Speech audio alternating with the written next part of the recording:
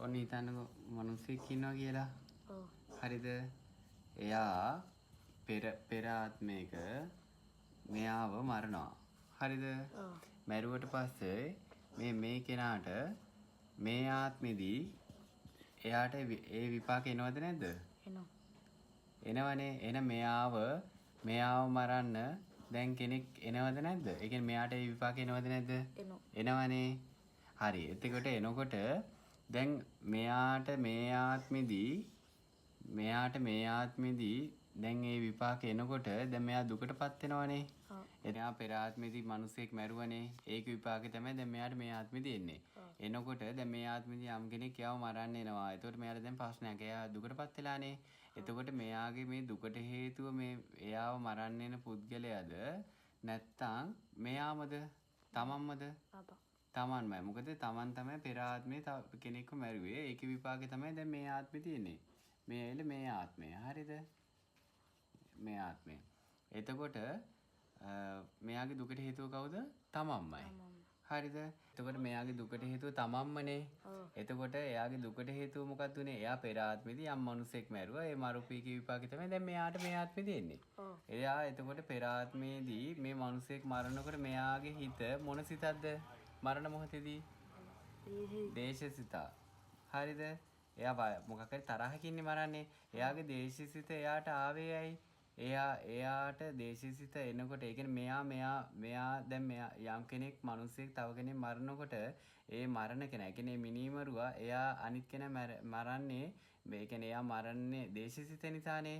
එතකොට එයා මරන්නේ එයාට මුලින්ම ඇතිලා තියෙන සිත මොකද්ද? දේශසිතට කලින් රාගයක්නේ ආසාවක්නේ.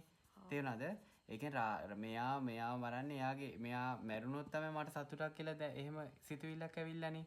තේරුණාද? ඒ කියන්නේ රාගයක් ආව මෙයා මරන්න ඕනේ කියලා එතනින්දම දේශසිතක් වැඩ කරා. තේරුණාද? මේ දෙකම ඇතුනේ මෝහය නිසා. මෝඩකම නිසානේ. පෙර ආත්මේ වැඩ කරේ මේ සිතුවිලි තුනෙන්නේ රාග දේශ මොහ කියන එන්නේ සිතුවිලි. එහෙනම් මෙයාට මේ ආත්මේ දුකක් ප්‍රශ්නයක් එනකොට හරිද? මෙයාගේ මේ දුකට හේතුව මොකද්ද?